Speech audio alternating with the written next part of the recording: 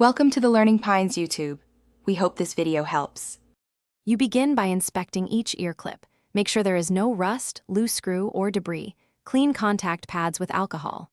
Once done, select the correct clip size and orientation for the side you'll use because fit affects contact and comfort. Position yourself in front of a mirror and prepare a small pad or medical tape if you anticipate pressure points. This first step sets electrical contact, stability, and prevents skin irritation, so don't rush it. You now open the clip fully and align the contact plate to the center of the earlobe, avoiding cartilage. Alignment matters because poor contact yields weak signal or discomfort. Once positioned, close the clip with gentle, steady pressure and insert a small foam pad if you need 5:1, 0 mm cushioning.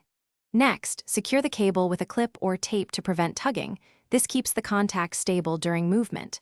If you have a device, quickly verify. You finish by running a short test for 30 to 60 seconds to check both comfort and signal stability. Watch for slipping or hot spots. If you feel pain or see pinching, immediately open the clip, reposition slightly, or add padding, because pressure, not current, should be the issue. If there's no signal, clean the contact surfaces and wire connections, then retest. Finally, keep initial sessions short and routinely inspect skin. If irritation persists, stop and consult a professional. This single troubleshooting tip prevents harm.